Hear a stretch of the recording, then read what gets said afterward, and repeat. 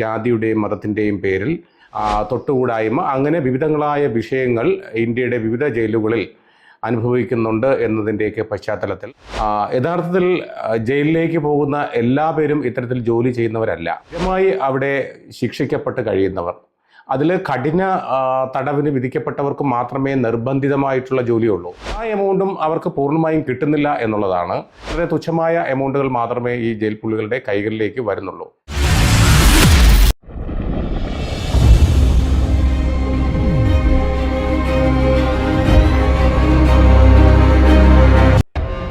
Sukanya Shantha versus union of India എന്ന ഒരു case നമ്മുടെ ബഹുമാനപ്പെട്ട സുപ്രീം കോടതിയുടെ മുമ്പിൽ വരികയുണ്ടായി.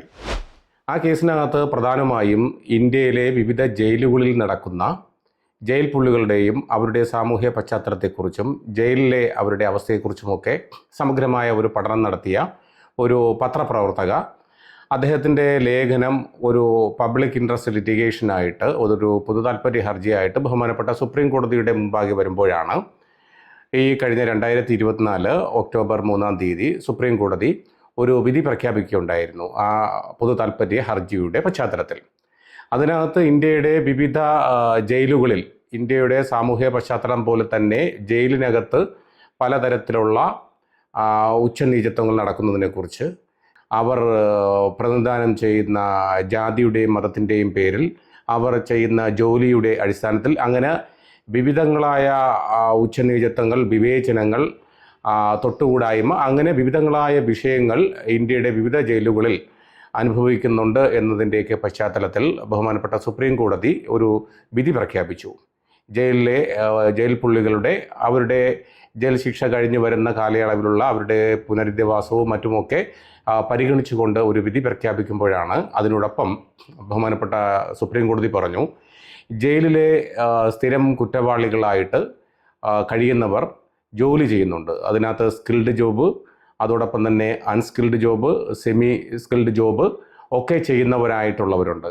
അവർ ജയിലിന് വേണ്ടി മാത്രമല്ല മറ്റു പല പ്രോജക്റ്റുകളുടെയും ഒക്കെ ഭാഗമായിട്ട് ജയിൽ പുള്ളികളായി ആ ഒരു അവസ്ഥയിൽ നിന്നുകൊണ്ട് ജോലി ചെയ്യുകയും അവർക്ക് എന്നാൽ ലഭിക്കുന്ന വേതനം കൃത്യമായ രീതിയിൽ നമ്മുടെ സാമൂഹ്യ പശ്ചാത്തലവും നമ്മുടെ ജീവിത രീതികളും പരിഗണിച്ചുകൊണ്ട് അവരുടെ വേതനം കൃത്യമായ രീതിയിൽ അതിനൊരു ചട്ടക്കൂടുണ്ടാകണം എന്നുള്ള ഒരു നിർദ്ദേശം കൂടി ആ കേസിൽ വിധിയായിട്ട് പ്രഖ്യാപിക്കുകയുണ്ടായി.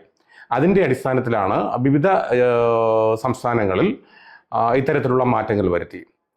കേരളത്തിലാണെങ്കിൽ കേരളത്തിലെ ഏതാണ്ട് 2018 ഇത്തരത്തിലൊരു വേതന പരിഷ്കരണം ജയിലിൽ വരുത്തിയത്. അന്ന് 63 മുതൽ 168 രൂപ വരെ എന്നുള്ളതിനെ പിന്നീട് അത് പരിഷ്കരിച്ച് ഈ സുപ്രീം കോടതിയുടെ വിധിയുടെ പശ്ചാത്തലത്തിൽ അത് പരിഷ്കരിച്ച് ഇപ്പോൾ 530, 620 മറ്റോ ആക്കിയിട്ടുണ്ട്. യഥാർത്ഥത്തിൽ ജയിലിലേക്ക് പോകുന്ന എല്ലാ പേരും ഇത്തരത്തിൽ ജോലി ചെയ്യുന്നവരല്ല. എല്ലാ പേർക്കും ഇത്തരത്തിലുള്ള ജോലി ഇല്ല. സ്ഥിരമായി അവിടെ ശിക്ഷിക്കപ്പെട്ട് കഴിയുന്നവർ, അതിൽ കഠിന തടവിന് വിധിക്കപ്പെട്ടവർക്ക് മാത്രമേ നിർബന്ധിതമായിട്ടുള്ള ജോലിയുള്ളൂ. മറ്റുള്ളവർക്ക് ഓപ്ഷണലാണ്. പലതരത്തിലുള്ള സ്കിൽഡ്, ഇപ്പോൾ കാർപ്പൻറ്റർമാരുണ്ടാവാം, റബ്ബർ ടാപ്പ് ചെയ്യുന്നവരുണ്ടാകാം, മറ്റു തരത്തിലുള്ള കെട്ടിട നിർമ്മാണവുമായി ബന്ധപ്പെട്ടുള്ള വളരെ സ്കിൽഡായിട്ട് ജോബ് ചെയ്യുന്നവരുണ്ടാകാം.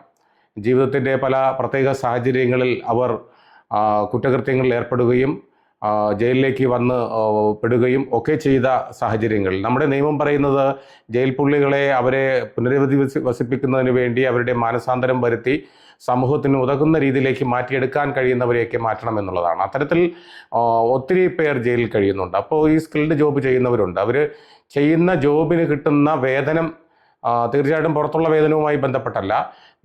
ജയിലിൽ ചപ്പാത്തി മേക്കിംഗ് ഉണ്ട്, കാർപ്പൻറ്റർ പണി ചെയ്യുന്നുണ്ട്. അങ്ങനെയൊക്കെ ചെയ്യുമ്പോൾ സാധാരണ രീതിയിൽ ഒരു ദിവസം കിട്ടുന്ന കൂലി പുറത്ത് കിട്ടുന്ന കൂലിയല്ല. അത്തരത്തിലുള്ള സ്കിൽഡ് ജോബിന് കൊടുക്കുന്ന നിജപ്പെടുത്തിക്കൊണ്ട് ഇപ്പോൾ കേരള ഗവൺമെൻറ് സുപ്രീം കോടതിയുടെ വിധിയുടെ അടിസ്ഥാനത്തിൽ നേരത്തെ ഈ പറഞ്ഞതുപോലെ 530, 620 ആണെന്ന് തോന്നുന്നു, അത്തരത്തിലേക്കുള്ള ഒരു എമൗണ്ടിലേക്ക് പോകുന്നു. ആ എമൗണ്ടും അവർക്ക് പൂർണ്ണമായും കിട്ടുന്നില്ല എന്നുള്ളതാണ്. ആ പൈസയുടെ ഏതാണ്ട് 30-33% കേസിൽപ്പെട്ട ആൾക്കാരുടെ വിക്ടിമിൻ്റെ സഹായ ഫണ്ടിലേക്ക്, വിക്ടിം ഫണ്ടിലേക്ക് അതിൻ്റെ 30-33% പോകുന്നുണ്ട്. പിന്നെ ഈ കുറ്റവാളികളുടെ കുടുംബത്തിലേക്ക് 50% പോകുന്നുണ്ട്. അപ്പോൾ വളരെ തുച്ഛമായ എമൗണ്ടുകൾ മാത്രമേ ഈ ജയിൽ പുള്ളികളുടെ കൈകളിലേക്ക് വരുന്നുള്ളൂ. തുച്ഛമായ എമൗണ്ടുകളാണെങ്കിലും കുറേ നാളുകൾ ജയിൽ ശിക്ഷ കഴിഞ്ഞ് പുറത്തിറങ്ങുമ്പോൾ അവർക്ക് ജീവിതത്തിലേക്ക് തിരിച്ചു വരുവാനും അവർക്ക് ഒരു മാനസാന്തരം വന്ന് ജീവിതത്തിലേക്ക് പ്രതീക്ഷകളും നല്ലൊരു മനുഷ്യനുമായി ഒക്കെ ജീവിക്കുന്നതിന് വേണ്ടി തീർച്ചയായിട്ടും ഇത്തരത്തിലുള്ള ഒരു മനുഷ്യാവകാശത്തിൻ്റെ ഒരു പശ്ചാത്തലത്തിൽ സുപ്രീം കോടതി പാസാക്കിയ ഈ നിയമം അല്ലെങ്കിൽ ഈ വിധി തീർച്ചയായിട്ടും അത് ഉതകുക തന്നെ ചെയ്യും. ജയിൽ നമ്മുടെ കേരളത്തിലോ ഇന്ത്യയിലോ മാത്രമല്ല, ലോകത്താകമാനം ഇത്തരത്തിലുള്ള പരിഷ്കാരങ്ങൾ വരികയാണ്. തീർച്ചയായിട്ടും ഇത് എല്ലാവർക്കും ഒരു പ്രചോദനമൊന്നുമില്ല. ജയിൽ കിടക്കുന്ന എല്ലാവർക്കും ഇത്തരത്തിലുള്ള ജോലിയും ഇത്തരത്തിലുള്ള വേതനങ്ങളൊന്നും ലഭിക്കാറില്ല. അതിന് പലതരത്തിലുള്ള പ്രത്യേകമായ മാനദണ്ഡങ്ങളും ഉണ്ടാകും.